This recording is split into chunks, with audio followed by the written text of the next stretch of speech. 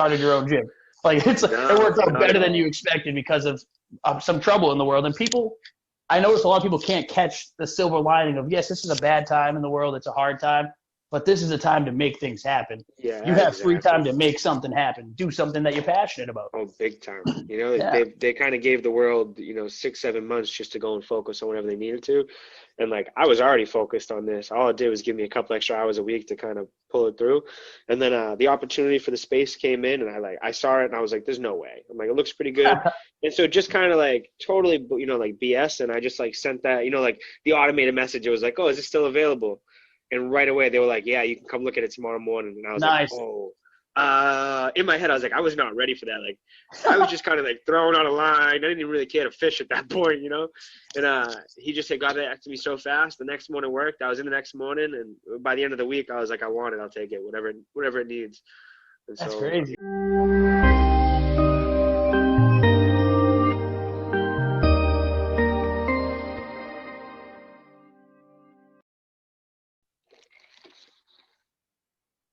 Hey, everybody. Thank you for joining us here at the ARvibes, Good Vibes podcast.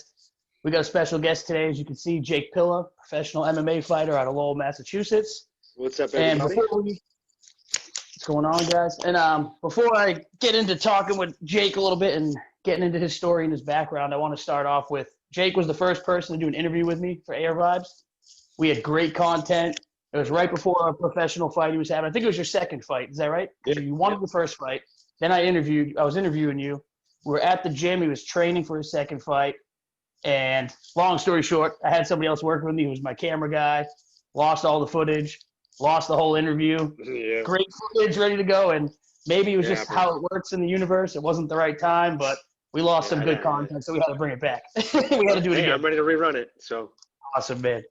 So, yeah, before we jump into anything, Jake, I would love for you just to give just a quick, 2-minute background on who you are, and then we'll dive deeper with some different questions. And just to let the audience know, too, this isn't an interview. I know some of the episodes you saw have been interviews, me asking a bunch of questions. I want this to be more like, if you watch Joe Rogan, open conversation. We're just going to talk, I got you. and we're going to jump into Jake's life. So before we do that, why don't you tell everybody a little bit about you, what you're doing, where you're at, and go there.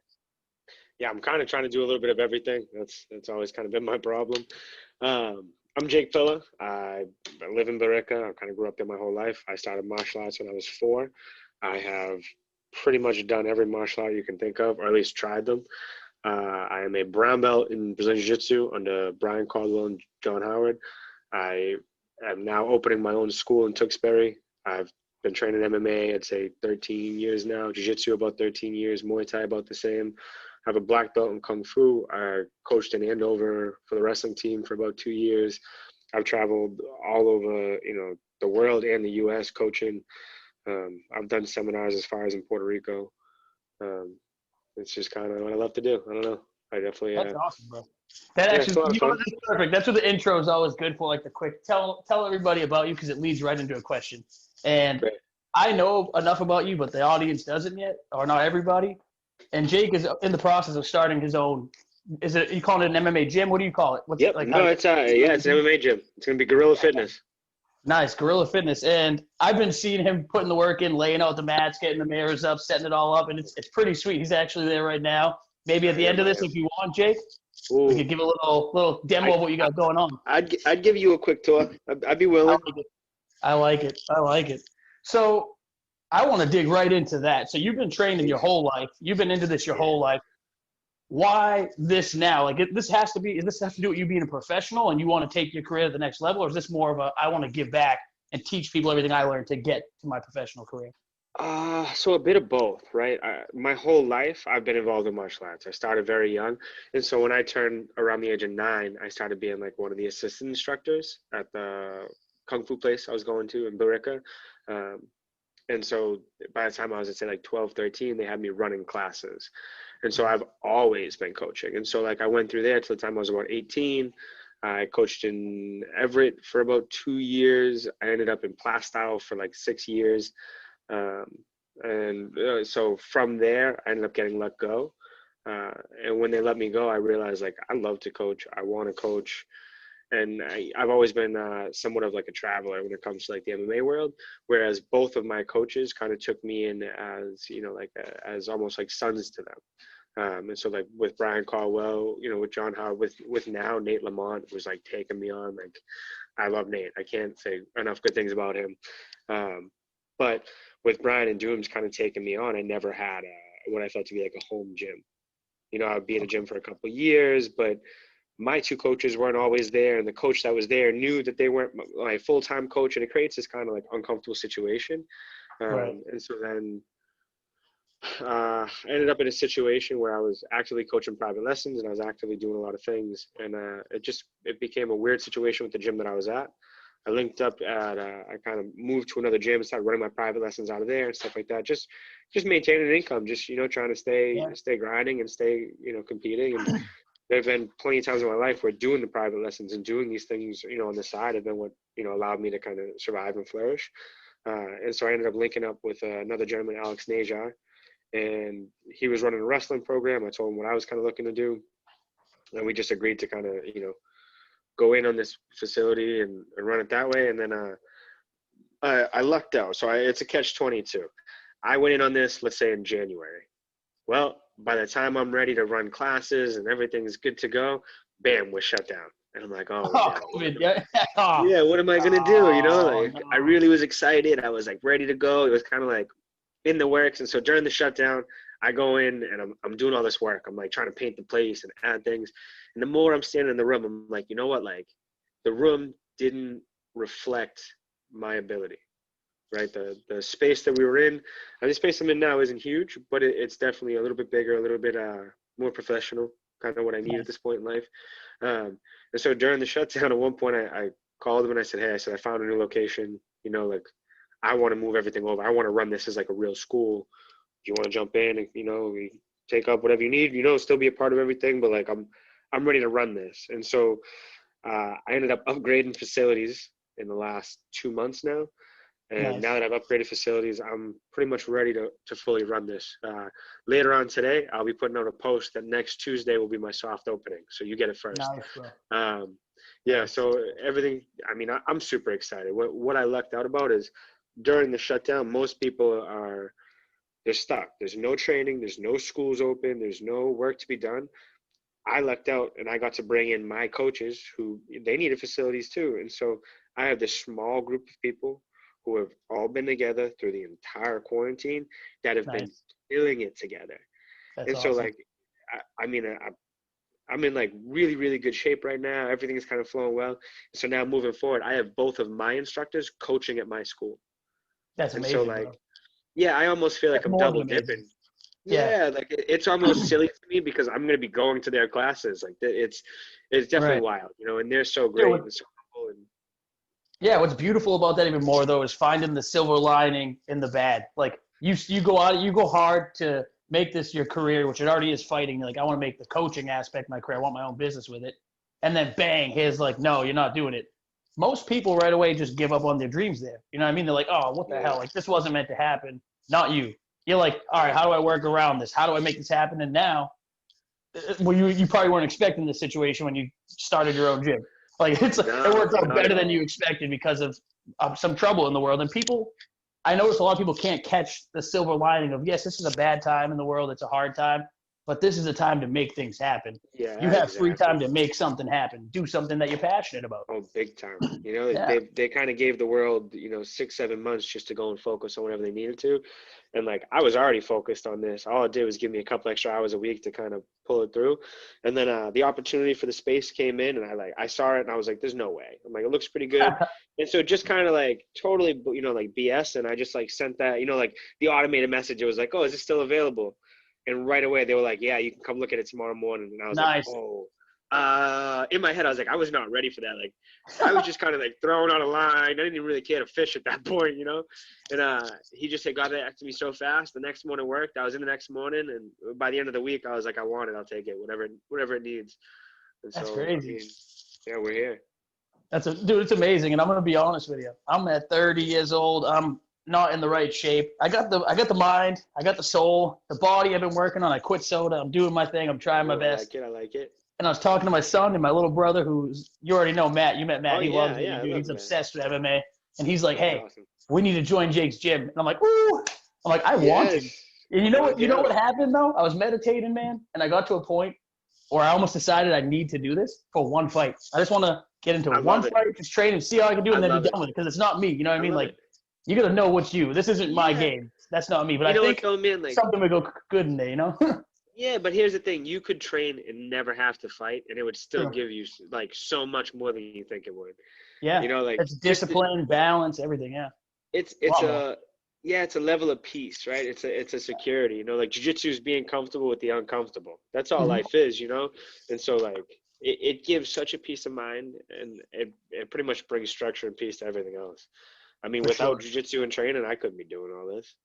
Yeah, and I heard you say earlier too. You have belts in all different verticals, which is awesome too. Like mixed martial arts, that's what I love about it. It's not, hey, I'm a Muay Thai guy. Hey, I'm a Brazilian Jiu Jitsu guy. You can do everything. And I wanted to ask, out of all those that you've learned coming up, even as a child, what would you say was the most influential? Not necessarily like skill wise, fighting wise, but like when I watch Cobra Kai with my son, and I watch Karate Kid. Looking back, I remember all the lessons now. As a kid, I didn't Yeah. get them. Now I'm like, oh my god, he talks about chakras. He talks about balance. He talks about it's beautiful. I'm like, how did I not catch that when I was a kid? So like, what would you say is the biggest, like the best thing that you've done for your life when it comes to training, not necessarily the fighting aspect. If you know where I'm going with that. Yeah, so I get you. It's kind of like I would kind of give you two, right? Because they were both big turning points. I did Kung Fu very young, and it was an amazing program. He's still there. He's still killing it. It's Mike Nice. McCarthy's Kung Fu in Barica. You know, I even love to shout him out because like he really did so much for me, and Nice. he gave me my base, right? He gave me my structure. He gave me my discipline. He gave me a lot of those like work hard, you train hard. You know what I mean? Like what was beautiful about his school in a time, even now, I see it now all the time. Guys are handing out belts, and you know, like karate schools. Like it's funny, like even when I tell people I have a black belt in kung fu, the level of respect that you receive from that isn't very high, and I understand, right? I understand in the world we're in, and it took me at the time 12 years to get that black belt. But most Yeah. people don't look at that. You know what I mean? Like, and that's Mm-hmm. realistic. You know, like it literally. My instructor at the time made me wait off 2.5 years to get it. Wow. He goes, "You're To not earn old it, enough." you wanted you to earn Yeah, it. You yeah, wanted the discipline. yeah, Yep. yeah. Oh, and then so like he was old school. He taught the right lessons. He did everything by the book. You know, like maybe we see differently, you know, an eye to eye on a couple little things, but like all in all, he did a lot for me. And so like I feel like he was definitely the groundwork for what I became. In a Nice. sense, you know, like especially in the martial arts world. Like maybe I played sports and I tried to be an athlete in something else. Like I believe no matter what I do, I'm always just gonna have that. Like it's just something I was born with. Right. I want to be the hardest worker in the room. I Um, love it. you know, it's And just, you got to have that mentality to get like, and I'm going to reference Jay-Z. I don't always do this, but he has a please. line, I love heaven Jay or Z. hell.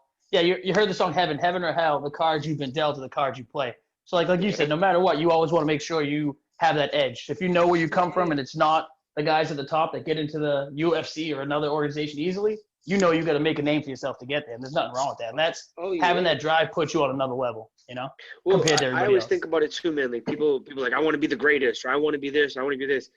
I don't know if I'll ever get to the pinnacle of anything. I have no idea. Who knows? You know, like all I know is I'm not gonna stop until I either get there or Yeah. fail out. You know what I mean? Like, And you and then love if I what you're fail, doing. Yeah. yeah, and even if I fail out, I'm gonna rerun it. Well, you know, like we're gonna try this Yeah. again. You know, so like it almost gives me no worry no matter what I'm doing because you know, like failure almost isn't an option.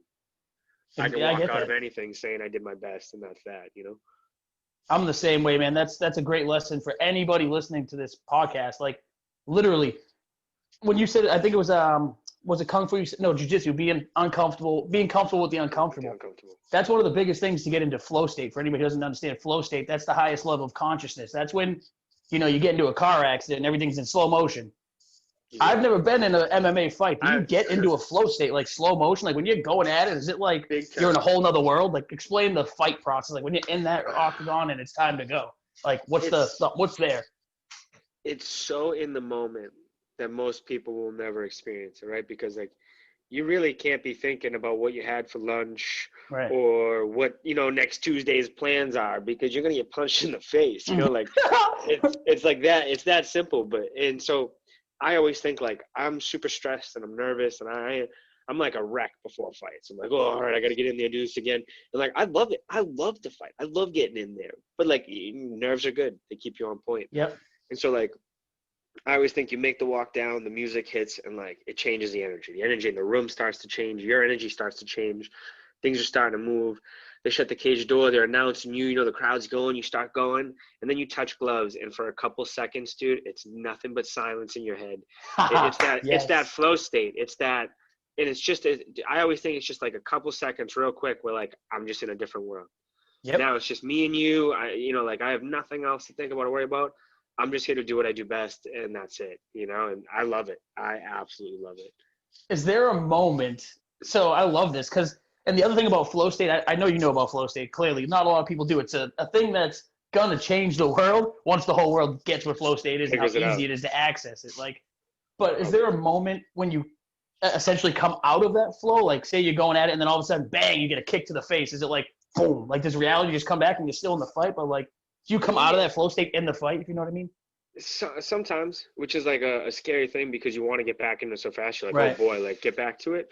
But a lot of it becomes reactionary, right? If you've trained it enough times, it's just muscle memory. Right. And so I always think like, okay, like as soon as I start to lose it, I'm just like, all right, get into your flow. Like forget what he's doing, focus on what I need to be doing.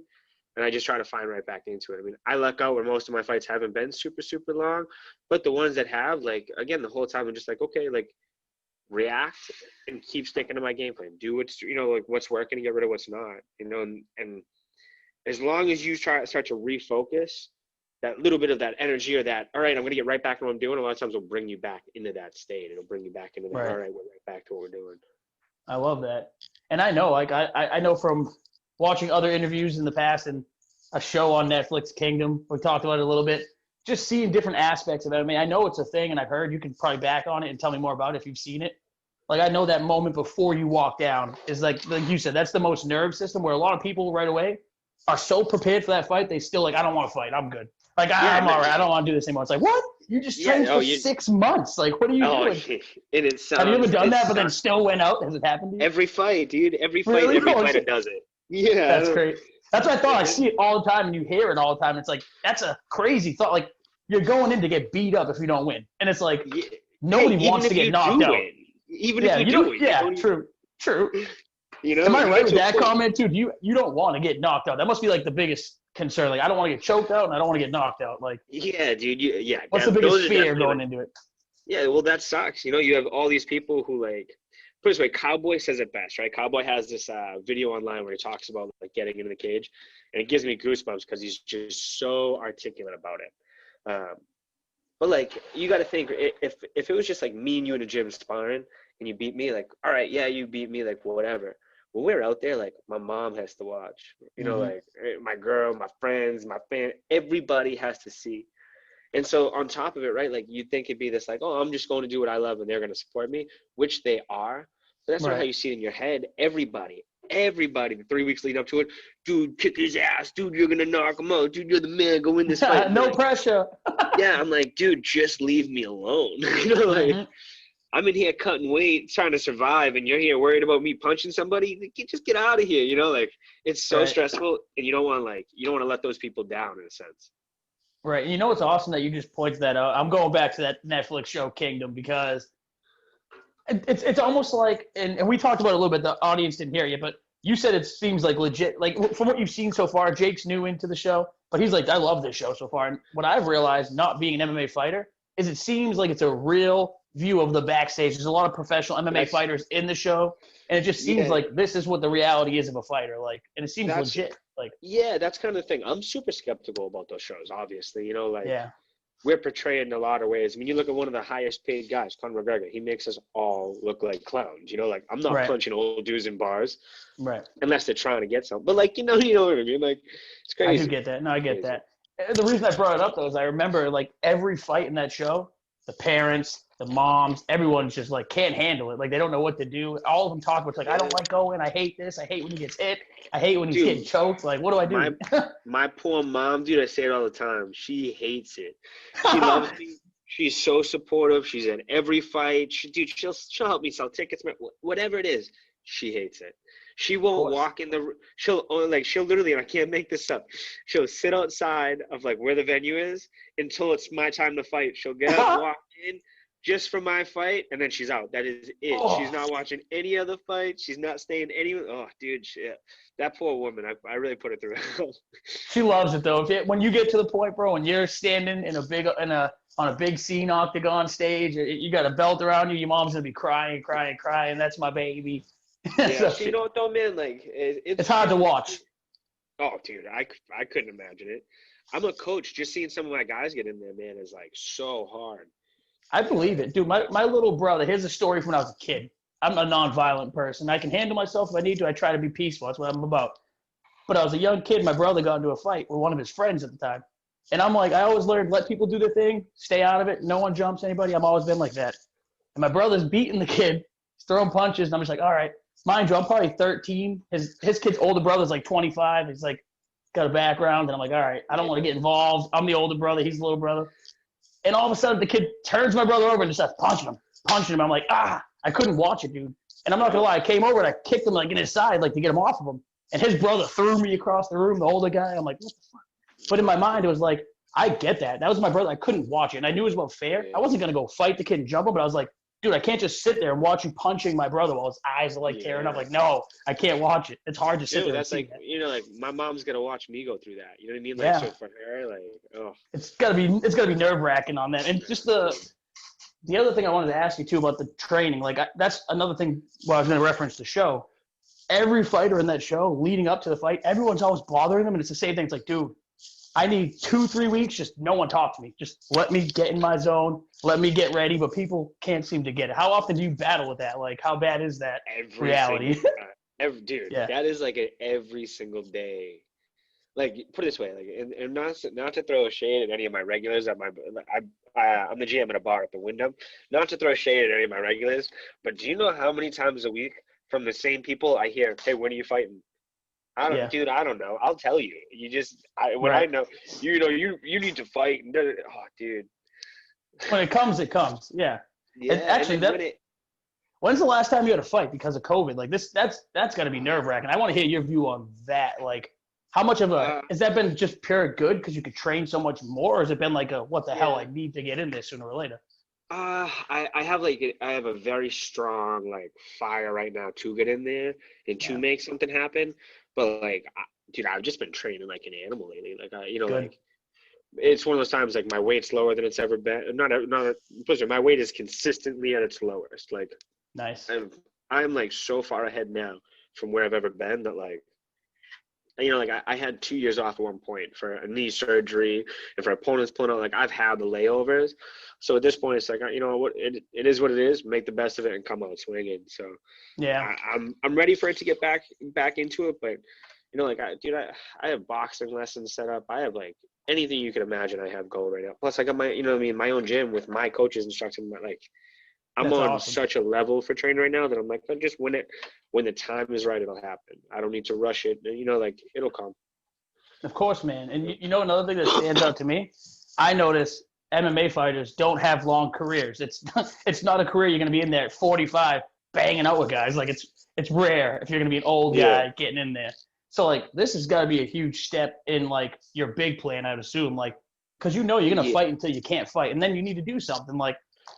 Do you know like what MMA fighters, like do you know anybody personally who's gone through that transition of, hey, I can't fight anymore, I'm too old, but then they feel lost, they have no idea what to do because they weren't prepared for that after fighting type life, Yeah, I mean it's sad, but like nobody really prepares you for it. Like they don't tell you how much they're gonna take out of like what you make. They don't tell you that if you make $1,000 for the show, they're still gonna tax you on it, and then you're gonna get taxed even more on it in the end. Like it really is like a sad awakening to most guys when they're kind of down or when they're like not quick money, but when the money stops coming in like that, it's a panic. And so like, I know a lot of guys who coach full time, and that's good. That's what they should be doing. They're phenomenal. Right? That's what Yeah. That's what That's what you're good at. Yeah. Yeah. Why, like, why wouldn't you pass on your skill? Like I laugh all the time. I was explaining to someone the other day. I hopefully, in good regards, will get my black belt by the end of the year. Let's just say, even if it's by next year, whenever. But like, it's taken me longer to get this black belt than it takes a doctor to get a PhD. You know what I Wow. mean? Like people don't Yeah. think about that though. You know, like Right. I'm now Right. 12 years into jiu-jitsu, 12 years That's taking insane. classes 3, 4 hours. You know what I mean? Like doctors, you know, like that's more than you're gonna see for most things like that. Yeah, it's a career that's not looked at in the right light, in my opinion, because it's looked at as a violent sport. But it's a sport. It's competitive. It's competition. And another thing I know from seeing it, and then again, I'm going back to that show. I don't want to reference the show too much, but That's fine. It's fine. they talk about how all these fighters don't make money. Like the Dude, goal there's as a no money to fighter be is made. you need to get big. Like your goal is I'm gonna get my ass Top kicked or three. kick ass until I get there. Yeah, that's Yeah, crazy. Like, yeah, top three, or you're not making any money. and you have to Yeah, know it's like that going into it, obviously, right? that, Like, dude. That yeah, it's a harsh reality. You know, put it this way, like, and this is gonna sound really sad, but like for some of the younger kids out there, right? You're like, oh, I'm gonna have that 22-year-old Conor McGregor money. Like, hey, if so, man, go for it, kill it. I'm right. not knocking anybody's hustle, but make sure you hustle on the side because like you gotta sustain, you know, like, and Yep. that's just the honest truth of it. Like, if you have the means or parents or whatever it is to not have to, you know, like, hey, go train all the time. Don't be lazy. Spend all your time in the gym, you know. But for anybody Yeah. else, like you really do have to kind of set up something else. You know, I now own a demolition company on the side, and Nice, so bro. like yeah, I It's guess I that's stay got to be busy. tough though, because you want your main like, and that's reality of a lot of industries, like music. I have a lot of friends in the music industry. One of my friends he's an up and coming R&B artist. He's legit. He owns a barbershop. He can't do music full time. It's not there. My other Yeah, buddy's out in Illinois. He's doing tracks with big artists all the time. Same thing. Works a job, does music all works a night. nine So to it's five. like when you want your passions to be your reality, especially when it's a competitive passion like fighting, music, art, you've just got to do it because you love it. And that's one thing I try to teach a lot of people in the ARvibes community is like when you're doing things for passion, like off a side note, I've been making music. I've never made music my whole life, but That's I've pretty always cool. been very passionate about music. And I got to a point through meditating one day where God was just like, hey, try it. And I was like, fine. And I sat down one day for 6 hours, forced myself to get into a flow state and wrote 3 songs. And I was literally impressed. I was like, whoa. And That's it pretty cool. just sparked a whole new passion. I do it all the time now. Like I love That's making awesome. music now. Like, yeah, but it's something So, you know firsthand. You have to oh, chase the passion in a sense. You can't just yeah, want a passion to be your reality unless you make it your reality. yeah. I always think you got to figure out what it is that you love. And if you Yeah. love it that much, you got one of two options: make money off it, or strictly keep it as what you love. Yeah. You know, like, because I see a lot of people who do that too. They'll take something that they do love or enjoy, and they'll turn it into such work that they don't Yeah. enjoy it anymore. And that's when you're going to Exactly. delete what you love. And so Yep. you got to find a happy balance. If you can make money on it and still love and enjoy it, go for it. But if the That's the work side, ultimate goal. Yeah. To have yeah, that but balance of love what you do and make enough money to live off it. Yep. exactly. But if I the like that you if said that too. it's important, man. Yeah, if you're working if the things that you love become too much of a job, you generally stop to love it. You know, It's a like good it point. starts to fade out. And so like that's a cool balance I think a lot of people don't realize. Like, you know, everyone's always been like, oh, you know, how long do you think you're gonna fight? How long are you gonna go? Until I don't find it Until I fun can't. anymore. Yeah. Well, dude, like put it this way, like I enjoy it. I have fun. You Yep. know, like, and so as long as I'm having fun, why wouldn't I keep doing it? I And so agree same thing, 100%. if I don't have fun, I'm out. You know, like cool. Yep. I don't I've traveled the world. I've done my, you know, like I've done my business. Like I don't have much to prove. Now I'm gonna get in there and just do what I know I can do. Yeah. And just to get to the point of a professional fighter, like that alone, that journey has to be insane. Like just to you have to have fights to get there. A lot of people Oh might not yeah, realize that. Like I'm gonna register as a professional. No, you need to literally have a bunch of fights and show that you're good enough to even consider yourself professional. Like yeah. I think like how many fights did you have to have to before you could claim that professional spot? How many so. fights did you have to, do you know? Off the top of your Technically in head? New Hampshire, you only need 3. Okay. I had 9. Did you have to win all three too? No, It isn't that doesn't matter? crazy? That's No. what. Can you lose all three? Get out of here. Well, so the thought process is if you've lost all 3 and you've continuously trained, you at least know now what you're getting into. You know, I like there's gotcha. an understanding of what it takes and you might not be that good, but you may love it. You know, like there is an Right. understanding to that too, you know? Let me ask you this for the people, if someone listens to this and they're a amateur fighter right now and they hear what you just said, is it worth at that point, say you go 0-4 as an amateur, but you're all Who close cares? fights, is it worth going in professional? Should you wait till you get some wins under your belt? And do you know, because I'm assuming you don't want to go in with a bad professional record. Like I know Well, MMA enough, like you said, top 3 get you're paid. If you yeah, but start so bad, it's got to be a bad hit, right? Your amateur record means nothing though. No, the professional record. Like if you go in Oh 4-0, yeah, if you're 0-4 as an amateur and you go in pro there and you lose your first 2 fights, like is that almost like that's not good.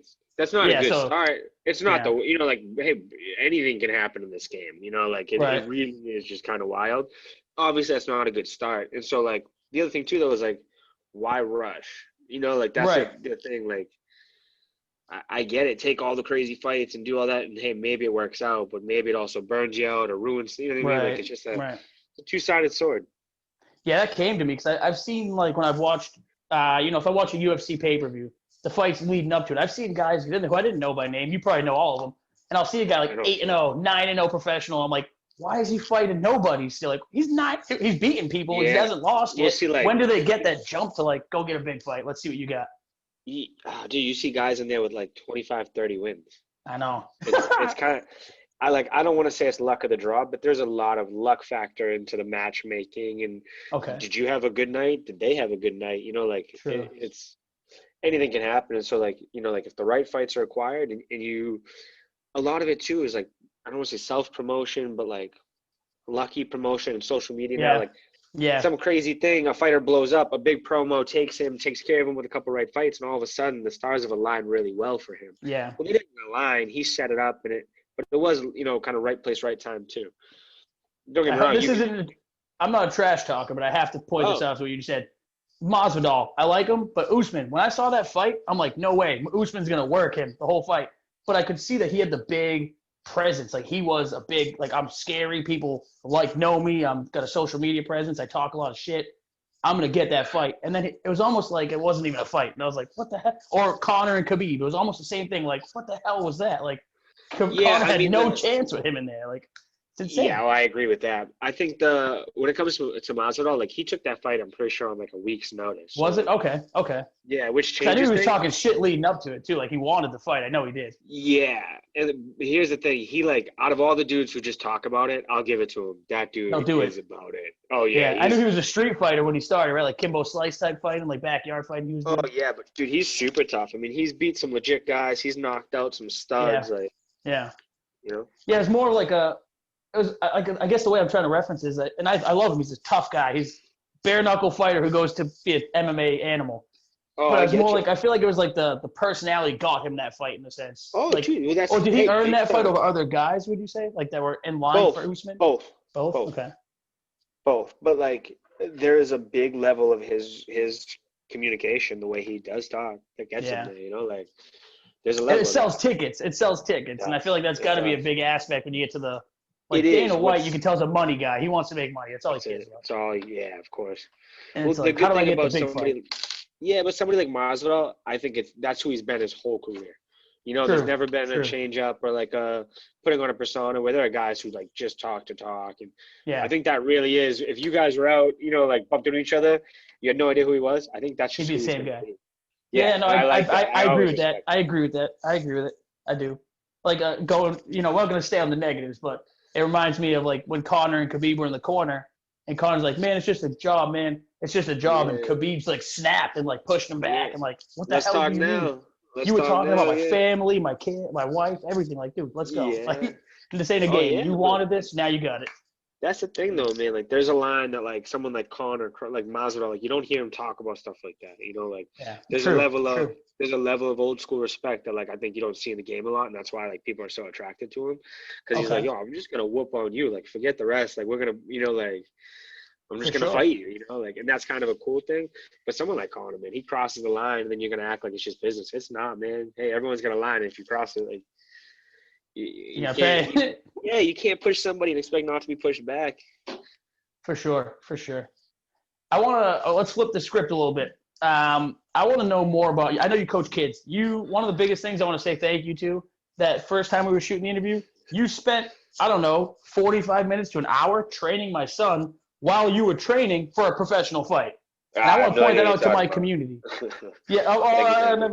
I had to point out because that is literally when you could tell someone's got a heart, like a good heart, and it's passion for them. Like no one would, like I couldn't see myself going to a big name fighter right now and being like, "Hey, I know you got a fight coming, but like my kid's interested in learning a little bit from you," and they'll just be like, "Oh yeah, sure." that's pure passion, and you can tell you have a good heart. Like, I'll take a little bit away, and my kid loved that. He got a lot out of it. He's still doing little things at home. Like, he still remembers stuff. And I'm like, wow, I remember all that. It's insane. So I want to ask, like, sorry, go ahead. No, go ahead. What are you asking? No, it's just. I was going to ask, like, what's advice for kids? Like, I know you probably have set methods on what you do with kids now, so I don't want you to give your secret sauce. I'm like, if he's listening right now, what are you going to tell them about not just fighting, their path in life? What is your best advice for a child that you're trying to coach up on life right now? What would you tell them? Hard work. It's like, it's almost one of those things where I think now, like, especially as a coach or as a mentor, a father figure, call it whatever you want. The one thing that, like, I'm very hard on is, like, why are we celebrating little things, right? All these, like, little dumb things. Oh, good. I don't want to celebrate your wins or your losses. I want to celebrate your hard work. And so when you teach a kid, or, you know, like, even like I do this for myself, if I have a week where I'm crushing it, I earned my cheat meal. I didn't, today was, no. I have to put in, so much hard work just for small enjoyments. And so I always try to praise and teach these kids, like, you have to love the process. You have to know that you're not celebrating whether you did it or you succeeded, because then what if you don't, like, all right, what if it's some kid trying to fight and he loses that fight? Yeah. My How first do you handle it? Yep. Yeah, my first pro fight, I got kneed so bad in the cup that he split my cup like that. Hold on, I wanted to ask you about that. We're going to get into that, but just get right into it, because I wanted to know how that happened. I was watching that fight. You were winning that fight clearly. It was quick. And then you get an illegal knee to your crotch, breaks your cup, and then neither of you get a win. That's something I can't understand about the sport. I need you to help me get that. Like, how did you not win when he did something wrong to make the fight end? If that makes sense. I don't get that. So you both technically got no win or loss, right? That's how that works? Yeah. That's crazy. Yeah. The that referee. Must be. Yeah. Oh, yeah. Oh, it is. Yeah. It is. The referee didn't feel like he did it on purpose. And so they called it a no contest. Ooh, so it's a referee discretion. Okay, I didn't know that. Yeah, so referee could have made him lose the fight for that. Yeah. Wow. And so was that your last fight because of COVID too? Nope. I had one more after that. I ended up armbarring the kid in the first round. I do remember From the bottom. I do remember throwing that. the elbows. I do remember that. Yep, I do remember that actually. That kid looked a little bit more.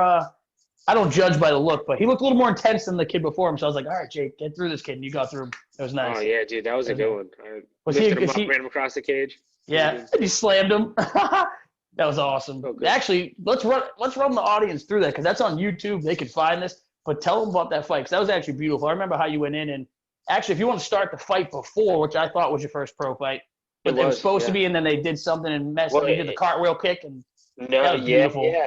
That was beautiful. Yeah, so that's tell the us last about both of those. So tell me about both. Like, walk through it. What was your mind? You already talked about mindset. Like, what was your plan? Like, what'd you did? Just tell people what you did in those fights to execute.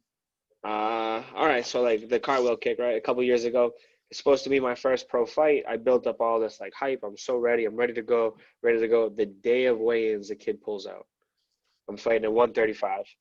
I'm like, oh, great. Here we go. So now I'm like on my way to weigh-ins. We're still trying to find me somebody. Matt Brady, I give him a shout out every time I kind of bring this up. He took the fight on a day's notice.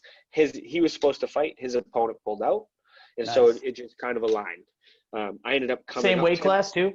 Oh, you went up. So yep. He's a 45er, right? And so, like, which is fine. I fought at 145 and 135. But for the fight, we were fighting at 135. So I had cut down, right? And so I rehydrate to like 140. Then I talked to Calvin, and he was like, all right, just make 145.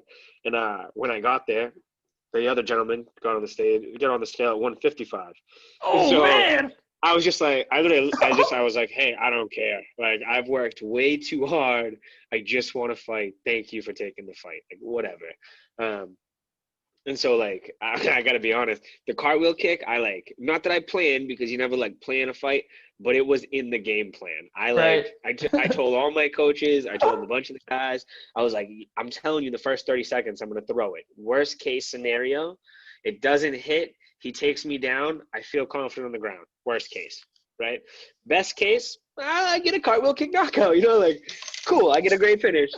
And so during that fight, like the week leading up to it, I had a bunch of like personal stuff going on. I had bought a brand new car. Like 4 days later, the engine blew. Oh. And I was like, dude, are you serious? Like, I literally at one point, the week leading up to the fight, was stuck on the side of the highway, calling one of my coaches, like in tears, mad and upset, and just like so fed up that like I just got screwed, like, out of, like, let's say like $5,000. Yeah. Like, and I was just like, right now, this is not what I need. I had like all this stuff going on.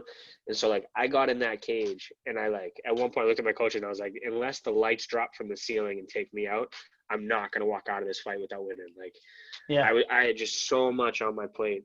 You were ready to go, and you had a lot of stuff built up inside too. Yeah. Yeah, like 2 months prior, I had lost one of my best friends, and like I was just Sorry to in hear like that. thank you. I was just like in like a whirlwind of my own stuff, and so I went in and like just kind of super relaxed, man. Like, and same thing. The game plan had to change because obviously the opponent changed. So it was just kind of let's ride it out a little bit. If you can still impose the same game plan, great. If something else happens, it happens. And so right off the rip. Oh, hold on. You're muted, brother. You're muted again. Hold on. Let's see if we can fix it. There it is. Yeah, don't mind us, guys. This Zoom thing, all the kids are using it for school in the world. I feel like this happened before we went recording. We both muted real quick, but jump right back in.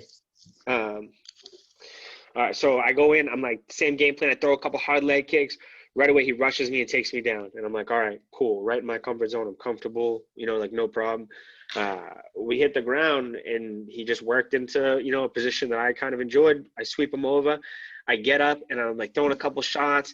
And I just, in my head, I go, oh, man. Dude, I can't make this up. For like a split second, I go, you talked all that shit, dog. Throw it. You seen him down? You seen the head there? Dude, well, so like I was like, like I told this many people, like I really trained it. Why? What do I got to lose at this point? Like, right. It's another AME fight. It wasn't a pro fight. Like, run it. And so I just was like, all right, and I dropped as if I was gonna shoot on him, and his hands came down, the kick came right up and over, and it was beautiful. What a feeling! Like oh my god! Like even afterwards, like I shout out like Curtis Stofan and like like some of the guys I was working with at the time, like this kid Curtis, who's one of my Mick guys. Dude, me and him trained that cartwheel kick forever, dude. That's awesome. That kid held mitts for me for so long with that kick. And so you can even see, like, dude, at the end of the fight, I jump in the cage and I'm pointing at him. I'm like, we did this. Like, did you see that? That's amazing. Oh, dude, it was so cool. It was so cool. The best part, not the best part, this part, like, made me die, though. The commentator, I don't know if you know the guy by name, but he just yells out, what the hell was that? And the other guy's like, that was a cartwheel kick. And they're both like, what the hell? I've never seen that before in my life. And I'm just like, dude, he knocked him out. Dude. I'm like, what happened? Oh, dude, I was pumped. It was clean, too. He got right in the chin. Man, he just went down. Like, it was clean as hell. Yeah, there was a couple, like, cool things after that. Like, Sanchai, who's, like, the world's, like, best Muay Thai fighter. Or, like, arguably, like, not to get in any debates here. But one of the greats. He posted me on his like Instagram for it, and I was like, "Oh man, I'm making it." How does that feel? I gotta ask you, how did that feel? Oh, so good, so good. It's not a little thing, but in a sense, it is. Yeah, and this is something I want to point out. Just a little validation. Yeah, I want to point this out for the people who start to climb up in the world. Like, you can't give recognition to everyone, but same for me. Like, it's a little thing. I don't know if you know who Dizzy Wright is. He's a rapper. He gives me shout outs on his Instagram often for ARvibes. He's told me he'll do a song with me. I got to pay him. I don't care. But he wants to do a song. He's a legit artist out in Vegas.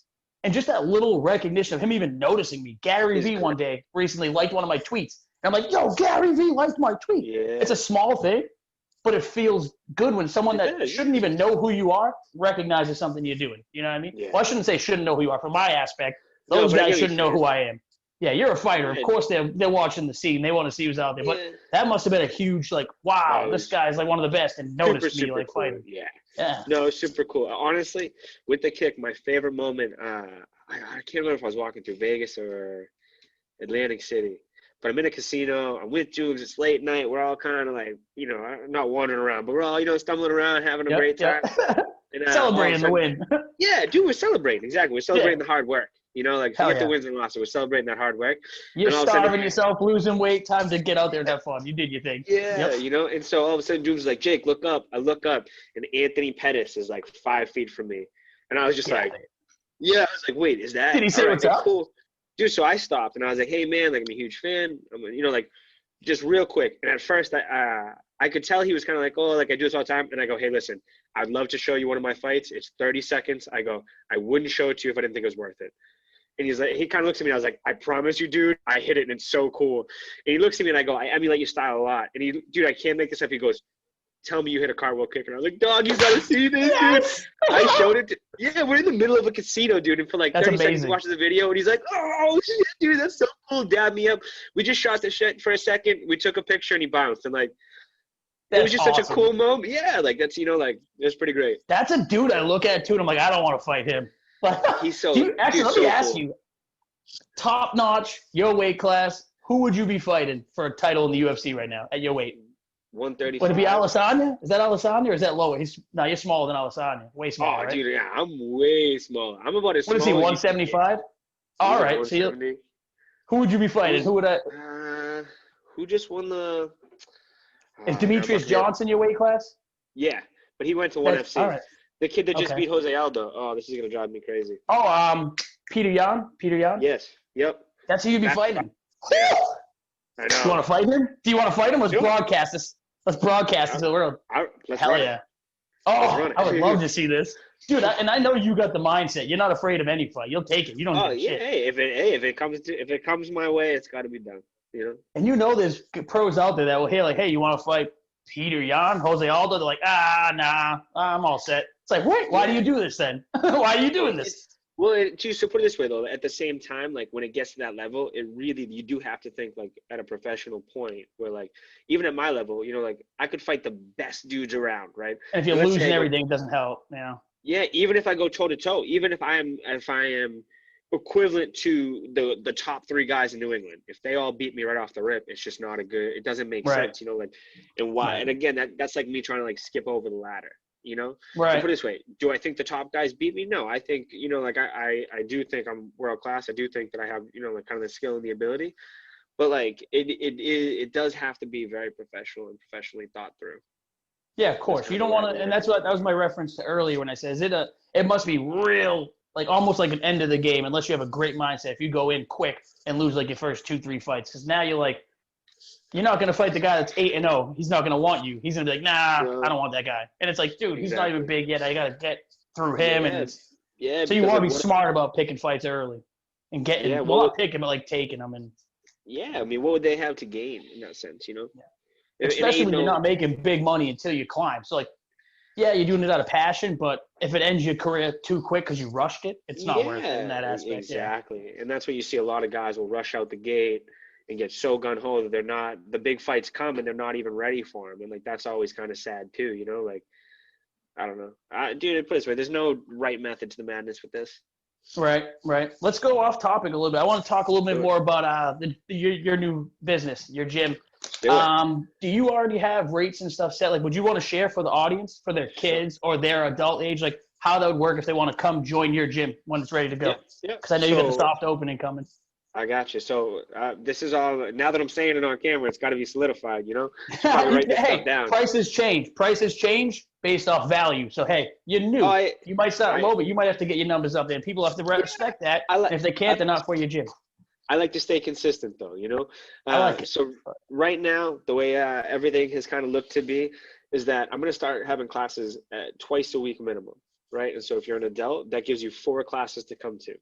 2 of them are coached by me. One's coached by Brian Caldwell, who's one of the top black belts in the area. The other one's coached by John Howard. You have high-level instructors in there, 4 classes a week.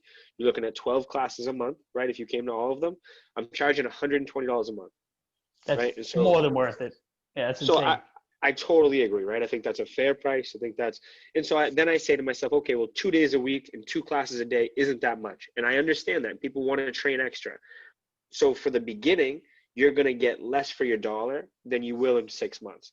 6 months from now, I build up my numbers a little bit. I have the capital to pay the coaches for more days. Well, then guess what? We bring in another 5 or 6 students. I bring the coach on for a 3rd day and a 4th day, and no one pays any more than they already have been. Right. You know what I mean? You're set at 120. If in a year and a half from now, if I find a new location and things, pick up and change, maybe the price goes up, maybe it goes down, maybe it stays right where it is.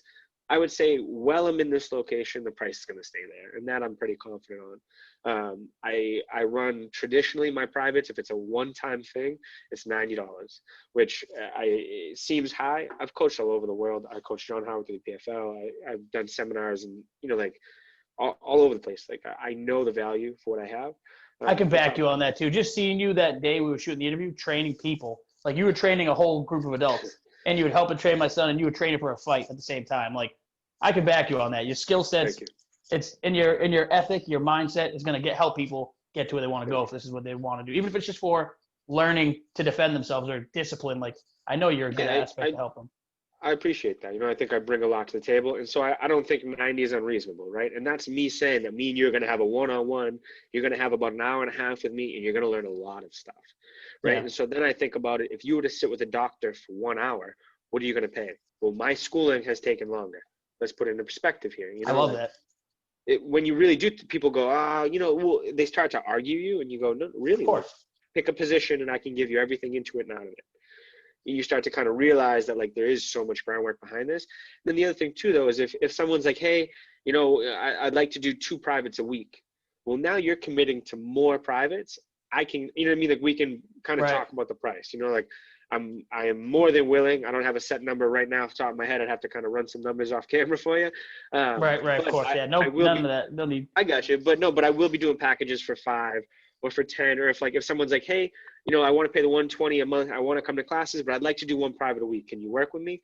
You're already a member of the gym. Like, let me figure it out. If you and 2 other people all kind of want some extra work, well, then I'll cut the price, like $90 cutting to 3 people. Now, now you're paying $30 for almost a private lesson. There are ways around where, like you can get what you need. I can still get what I need, and everything can kind of work well. So that's kind of where it's headed. I do plan on having 2 kids classes. I'm going to start off with 1 until I get more of a variety of the kid ages, and then we'll move right to 2 classes. And so it'll be a younger kids class, an older kids class. You'll have the jiu-jitsu class, and then the MMA class. That'll be Tuesday and Thursday. Are the kids' rates going to be similar or the same? Exactly. Like they pay for monthly? Yep. Okay. And then I'll also be doing some sort of a package deal. If you and your son were going to come in, like obviously I don't expect to be charging both of you $120. I understand that, even if it's just a percentage, I'd have to I do have it all back in a notebook right now, but it's not right.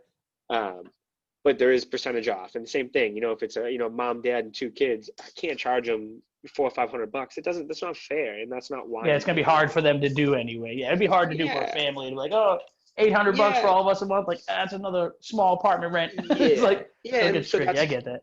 That's kind of where like the way I've looked at it, and this I'm pretty comfortable saying on camera at this point, is so that like first person's full price. If it's father son, mother daughter, whatever if it's the direct connection, that it'll be $200 for both. Any kid after that is $25 extra a month. Like at that rate you go, all right. So if it's mom, dad, and 2 kids, you're looking at $250 a month. That's really not that bad. That's not bad, and you're learning a lot. Like it's not just the fighting and defense aspects. You're learning a lot about life, mindset, yourself, your inner work. Like it's beautiful, and a lot of people don't associate it. They don't get that aspect of it too. Oh, it's so much of an internal that's being taught. I mean, it's hard. Mm-hmm. It's hard to put into a concept without being in the room and kind of seeing it as it is. Right. Yeah, and I've noticed it with just watching other people fight. Like almost. A lot of moves in general, you can tell me if I'm wrong, but I feel like a lot of moves in general relate to spiritual aspects at the time. Like, hey, if you're doing this kick, you need to understand balance because you can't balance different aspects. You're never going to get it. This move, so in the general core. And so like, I think like better, not to like tease you for your words, right? But almost like for the jiu-jitsu community, I think the concept and the concepts that are coached in jiu-jitsu are right on track with that. I think the actual moves, like you can kind of move anything to kind of be like, oh, you have to, but I think if you know the concept, like, hey, you need to be solid in your structure to move here. Your basics need to be solid before you move to more advanced stuff. Take your time, slow down. Like the basic concepts that like are coached through jiu-jitsu, those 200% correlate to life, Those are life-changing when you really start to adapt to them. Okay. Do you meditate? Totally off topic. Do you meditate? Not nearly as much as I should. Okay. So you're familiar with meditating. You've meditated. You've learned it in your training. Yeah. I assume at some point someone's incorporated it. Yeah. Yeah, and so that's like beautiful. For me, and I think everyone kind of has their own meditation. Like for me, if I jump rope for a half hour, it'll get that half hour of jumping rope and I've tried it will give me more of an internal peace than sitting for a half hour. Like just by myself or in the silence. Like I'm comfortable in the silence, but I almost feel so much better after some active. So like, Yeah. if I'm having a bad day, I'm gonna go shadow box and get loose and get into that flow state for a half hour, and then it's all reactionary, and then I can start processing things without really having to think about it.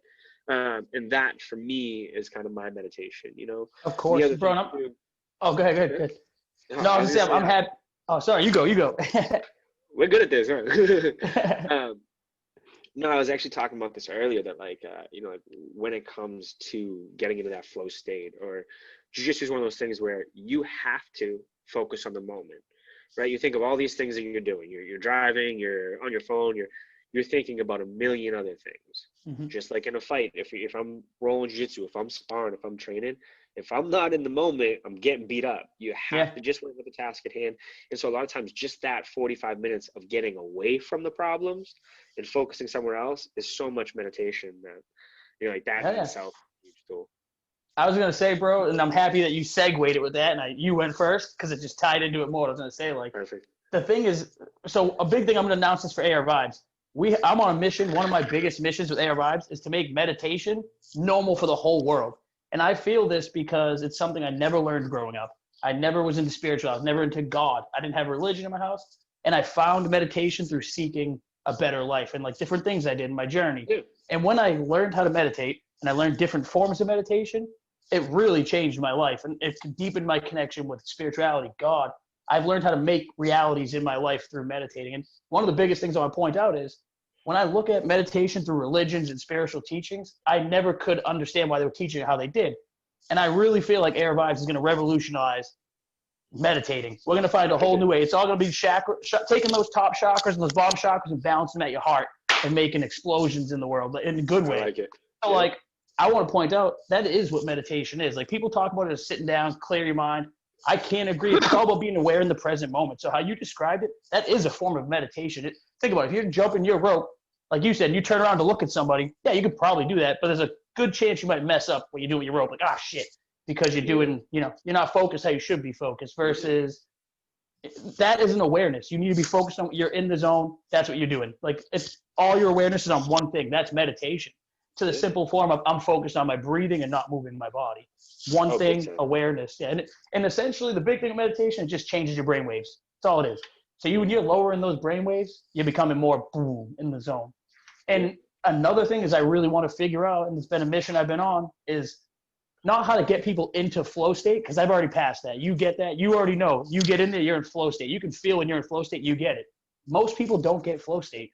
And it's something I can get into whenever I want now. And I'm like, how do we teach the world to get into flow state? And the biggest thing I'm finding is it's risk and uncomfortableness. But there's got to be an easier way, I feel like. But it's something I'm trying to revolutionize because I know for a fact that risk and uncomfortable is automatic. You don't have to put yourself in flow state. It makes you go to flow state. If you're doing something you don't want to do, it just happens. Like, you don't. But then you love it. You just got to get it over with.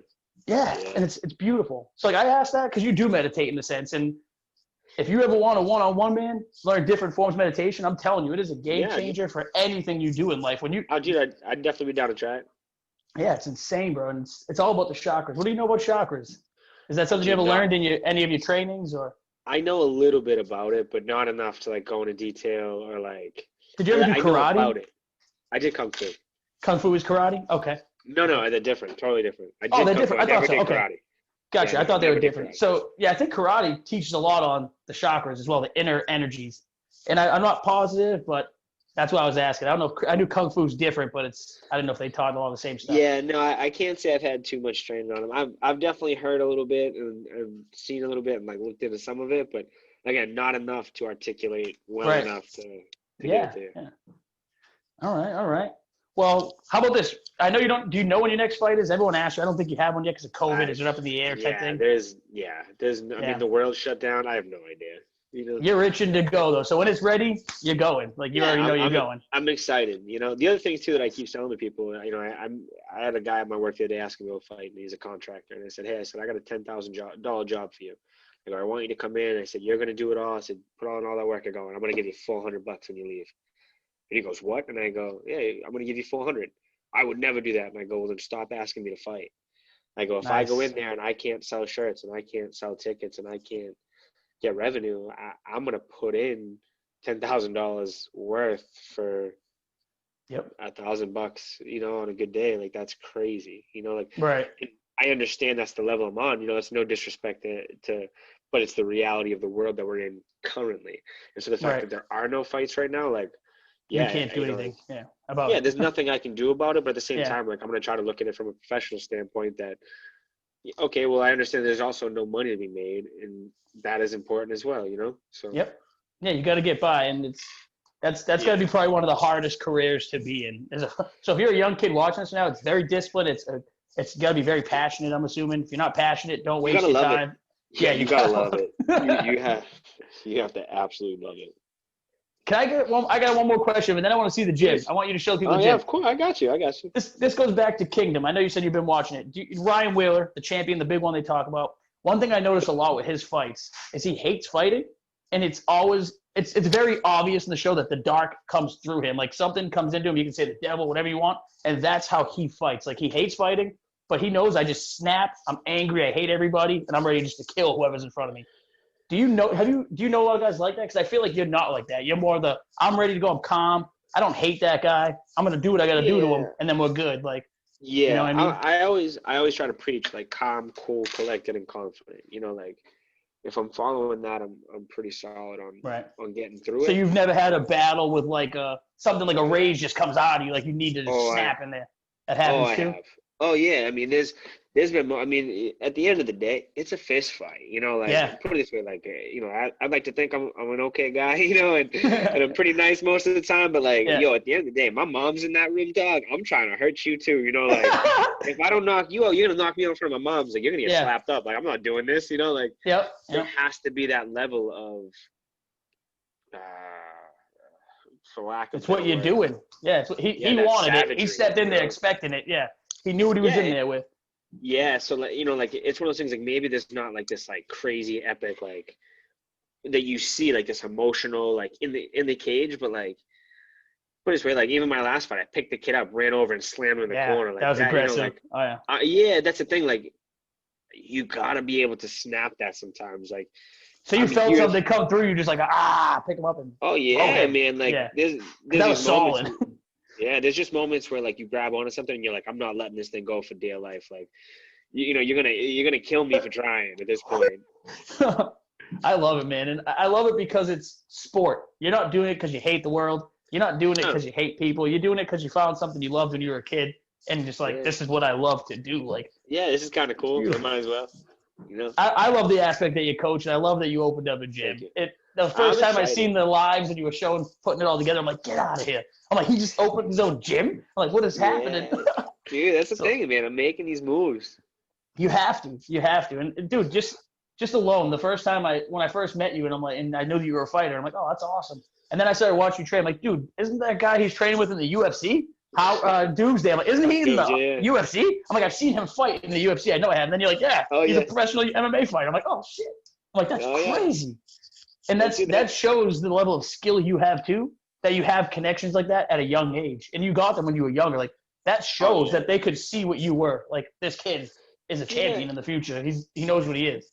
Yeah, you know? and so like, but same mindset. Like I remember being 15, 16 and having, like really start training with Dooms, and like I remember him just being a coach, and we weren't as close, like probably younger than 15, but like in my head, every class, all I could say to myself was, I'm gonna work so hard that I'm gonna stand out. And after, like a year of doing this, I definitely stood out.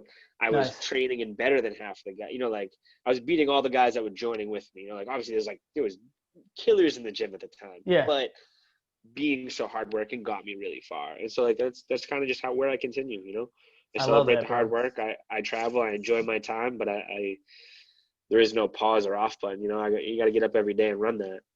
For sure. Bro, let's manifest something right here on this video. Let's do it. You down? It's up to you. I want you to manifest. What's coming? What's the next 3 to 5 years, if you could? I know it's hard to say, but 3 to 5 years. Manifest it. What does Jake want in the next 3 to 5 years for his career and his life, everything? What do you see? What are you making happen? Tell me. Put it in the air. I'm buying a house. I'm upgrading gyms. I'll have this demo company on full swing. I'll probably buy another business, man. I'm looking just to keep kind of pushing as fast and as aggressively towards a positive future as I can, make Are some you good putting the money. fighting more as the extra? Like more of the, this is what I love to do.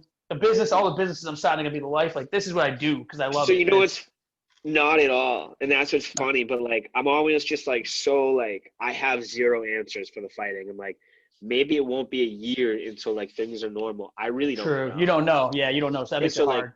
Yeah. yeah, so put it this way, in an ideal world, I'm fighting in 6 months, I'm fighting again in 9 months, I'm fighting again in a year, and I'm right back on track and we're running this thing all the Right. way. You know what I mean? Like I'm Right. full force. That you know, like 100%. In the meantime, I'm just keeping everything in line where they are. And so the big thing too is everyone says to me like, "Oh, well, you're doing all these things. Like your training must be suffering. You know, like you're taking so much time." I luck out. I actually have a couple guys who work underneath me, and I shouldn't even say underneath me. I don't mean it like that. They work with me, right? Right. Right. My company or not, but they work with me. We're all a I big got team, you. and that's how that's how it needs to be. And so they understand that like there are times when I have to go train because that is one of my jobs, and I treat it as such. I have to make the time for it. I put things in a line aside from it so that my guys can go and work. My guys can go and do the jobs. Like I can show up in the morning, go over everything for an hour. I trust them. They're awesome workers. Like I leave. Let's say I train for 3 or 4 hours. I might go back to the job, pick up some stuff, go over some things, and we're all Right. making money collectively. Right. You And don't need to so, be there the whole time. You have a good. How many yeah, guys? Two? You said two guys? yeah. I Hey, put it this way, I have like I'm big on the number three, brother. I don't know what it is, but when you do threes, for some reason things become I'm the magical. third. I'm the third. Yeah.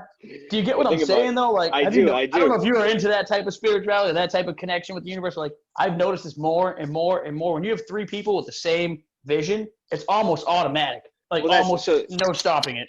And that's kind of where I'm at right now. I got two guys under me, and we're all ready to run this into like a big Yeah. company. So like, It's gonna happen too. You already know it. Right? That's how oh, it big works. It's time. I insane, get. and it's Oh gonna be yeah, I quicker got. than you think. It's just gonna Yeah. keep just I got a climbing. work call. I got like a work call in like an hour for the next unit. I'm like, Nice. all right, let's just let's get in this and let's run it. Hell yeah. I'm putting you on blast right here. Feel free to Please just say, do. we'll talk off topic if you want. But because we got this interview going, if people watch this and they want to join your gym, can we have an ARvibes promotion, like $20 off on your first month? Or like, Yeah, I'll as give a you your first reference, month. ARvibes. Up to you. That way, you try to get some people to join from this Yeah, dude. podcast. Hey, That'd be cool. I'll give 50% on the first month. Woo! That's not even what I I was got shooting to. for. I was shooting for $20. So, hey, everyone, you heard. I If you go back that first month, you said yeah, first month. half price first month if you reference ARvibes interview. That's huge. Yep. I know my little That's brother's watching. Matt, he's a working yeah, man. right. Matt, get your first I'm month gonna in, get a kid. yeah, I'm gonna get a text, but in the next like hour or two, he's gonna be like, yo, I heard about this. I'm in. I'm like, I'm all in. right, cool. Hey, Yeah. it's one more. It's one more. Hey, listen. Anybody's welcome, man. But actually, I got one more question before we show the gym, Please. and then I'll let you go back to your day and let you train the guys that you got there. Oh my God, I lost my train of thought, man. I had a question. Oh, in regard to as you're building up your own gym and having people you're training, and this comes back from the show I'm watching. Does it have an aspect where you need to have like, all right, I need two guys who are like my fighters here, who I'm training to fight professionally, and then everybody else can just be like, hey, I'm a construction guy, just wants to learn self-defense, or I'm a nurse and I walk home, so I need to learn things. What's the ratio you need to have a successful gym, if that makes sense? For like people who are there to fight and that's what they do versus people that want to just learn stuff. So it sounds bad, but any gym owner will tell you you're not going to make your money off of fighters, right? That's a real Right. thing. Like Right. we don't make money, so how am I going to make money off those guys? Not that I don't Exactly. want them here. I'm a fighter. I love the fighters. Fighters can come down for fight training. We won't even call it a class. Let's just get in there and be dogs. Nice. But at the same time, I'll be honest, man. Like I don't want I want everybody to do what's kind of best for them. And so like, let's say you come down and you're like, hey, I never want to fight. That's cool, man. Come down and train. Nice. In 6 months, you might change your mind. You might be like, yo, Right. man, like I'm feeling pretty good in here. Like you think, and I'd be like, yeah, cool. If that's the journey you want, like I'm in for it. So as far as like here and having people in my space, like I'm creating a culture. I'm creating a family in here. Nice. I want everyone to be kind of right where they need to be, and the rest will fill itself in. Like as long as everyone in the room is collectively working for the better, we're all going to succeed together. And so it's just kind of that simple. It's keeping everybody who comes in here honest, keeping them, like very, I don't want to say committed, but keeping them honest with their goals, what they're trying to do, what they are doing in the gym. Like they need to be coming in and doing what they're supposed to if they want want to succeed as such. Right. So For sure, man. let them, For sure. I gotta let everybody do what they want, man. I can't force guys to fight, and I can't fight, Yeah, of force course. fighters not to. And that's why I asked that too. Like from the Yeah, it's a show, I great see question. like the biggest fighters, none of them make money. Not even the champion is making no money because he's like not in the big organization. And I'm like, what? It's He's a totally champion true. in this organization and making no money. Like, what's the point of it? Totally true. And the Well, point hey, is, they say to climb. You need to keep climbing until you make the money. That's the chase. yeah, It's a chase of winning and adrenaline and passion and oh getting. yeah, big time, big time. That's how they make it look, at least. No, dude, it is. I mean, put it this way, the whole money side of things in this world is so crazy, especially with the COVID stuff. Like one of DC's last fights, he made 30 grand. You're Daniel Wow. Cormier and you're making $30,000 a fight. Yeah, that's not That's cool. crazy. That's Yeah, not cool. that to me is nuts, That sounds so broken. I know. Wow. It's some COVID thing. Don't get That's me a wrong. He world-class probably champion. Like, one of the best ever, like, all around. dude. Wow. $30,000. That is absurd. So it was some COVID thing, like that's the thing. The world right now is a little crazy. Some people are hurting on money. Like, whatever, I just want the fight. I want the money. Just give me the little Yeah. money, whatever. Yeah, I mean, which, hey, nothing wrong with that. Let's run those fights. If you're fighting for a big promotion, I mean, fight for anything. You're in front of the world. But if you're, Yeah. I don't blame Because them. that gets you your name out. Yep, exactly. Yep. It's all promo. That's awesome, man. I love this. I'm happy. I appreciate you for getting back on the podcast. Oh, dude, Thank you, listen, man. I love it. Love you for having me. Yeah, of course, man. I appreciate you more than you know, though. And before we let you jump, guys, Jake's going to give you a quick little demo of what he's working on. It's a new gym. Well, not new, but COVID made it new. Getting things going. Hey, so this location is new. I'll give it to you. I just It's moved still all the new. Yeah, you've been mats. putting it together. Yeah. Oh, dude, yeah, we've been cutting mats and kind of doing a bit of everything here. Let's see. There it is. Gorilla Crew. Nice. All right, let's see if I can give you a good flip of this thing. I don't want to not go with technology. We're in the final few kind of stages right now. Getting some signage up. Nice unit over here. Gonna throw some weights in, some little extra stuff.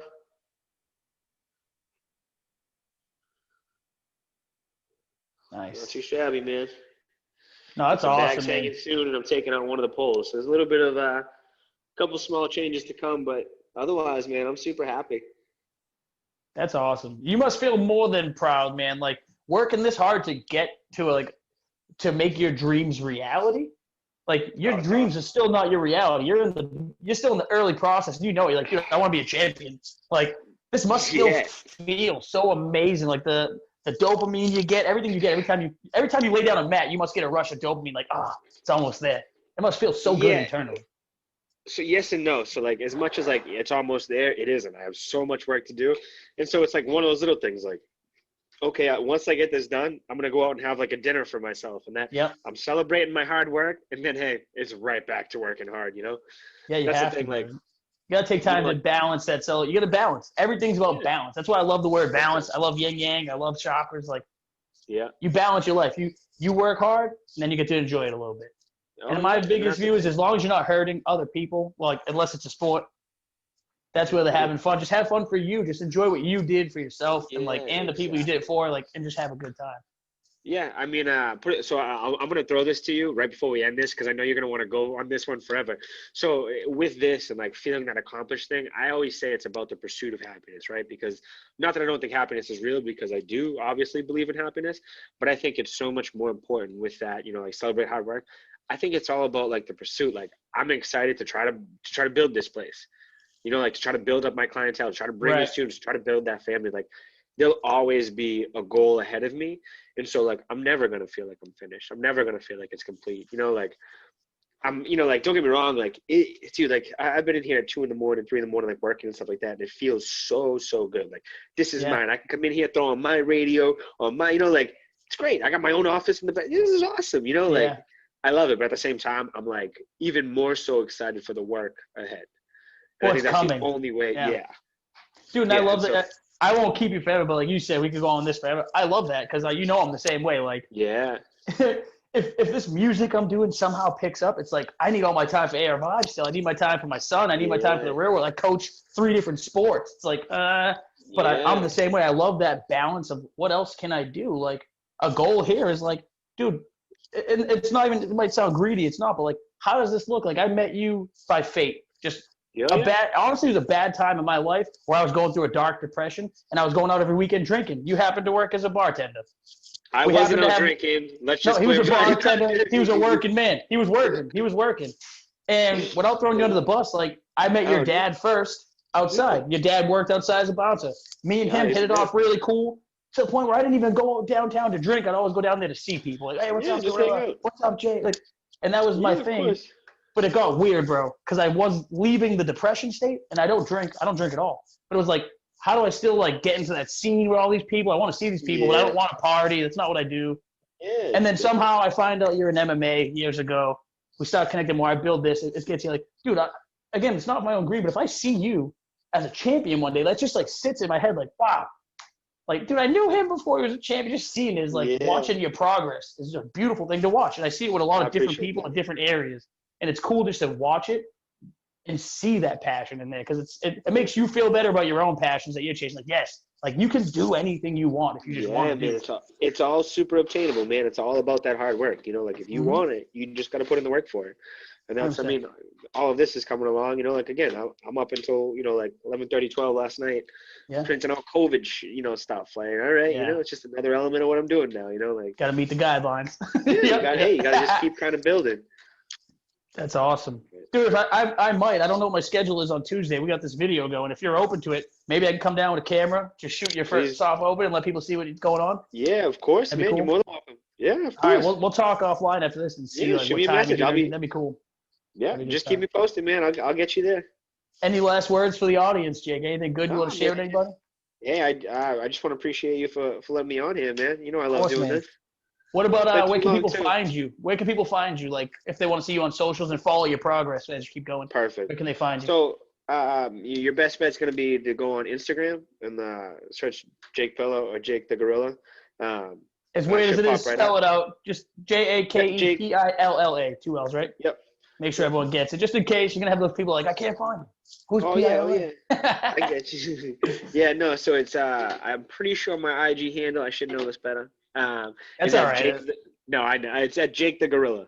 And so it should bring me right up. And then all of my pages, so the Gorilla Crew Fitness page, the Demolition page, and pretty much everything else I'm involved with should be at the top of my page. So you can jump on there. You can just send me anybody who's listening can just send me a personal message. I'll get right back to you. Otherwise, you can send one of the pages a message, and I'll get back to you eventually, but it'll end up processing through one of the guys who runs my social media. So welcome to reach out either way, and we'll get right back to you. And guys, don't forget, if you want to get into the gym, ARvibes, shout out. Interview shout out, 50% off on your first month. You can't beat that. And I don't know what gyms cost around, but I looked like 4 years ago somewhere else before I was talking about MMA, and I was like, damn, that's expensive. I'm all set. Just hearing your numbers sounds phenomenal compared to what I heard in the past. Like, and to hear that it's you and 2 other like well-established trainers, like you can't beat this price at all. Like I already know that, and I don't fight. I know it's up. Yeah, I kind of laugh. I'm like, people don't realize. At this point, if nobody came, I would probably pay rent and pay the coaches because they're such good coaches, and I'm learning. You know, like exactly. I'm bringing such a high level quality. I can't help but succeed. It's gonna succeed, bro. You already know it. It's gonna just be step by step by step, and it's gonna turn into something bigger than you can handle, which is a good problem. You're gonna be like, what the hell, man? That's the thing, man. Like this space, it's big enough. But give me a year. Give me a year here, and I'd say maybe by next Christmas, we're either going to be toughing it out for a couple months with some really tight classes, or we're going to be upgrading to something pretty sweet. So I'm excited. For sure, man. I love it. Well, thank you everybody who listened in. I appreciate you, Jake. I appreciate you coming back for the second time after all the confusion the first time. And we will ARvibes. We will get footage of Jake training and fighting. We'll do it again, even if I got to go myself with my cell phone. We're getting it done. You guys got to see him. He's awesome in there. Check him out on YouTube. Check him out everywhere. You don't miss him now, and then try to know him when he's up there because he's going. He's going. So that's the goal. Brother, I appreciate you. We'll do this again soon. Thank you, man. Of course. Have a good rest of the day, brother. You too, bro. Bye, guys. Thanks, ARvibes community.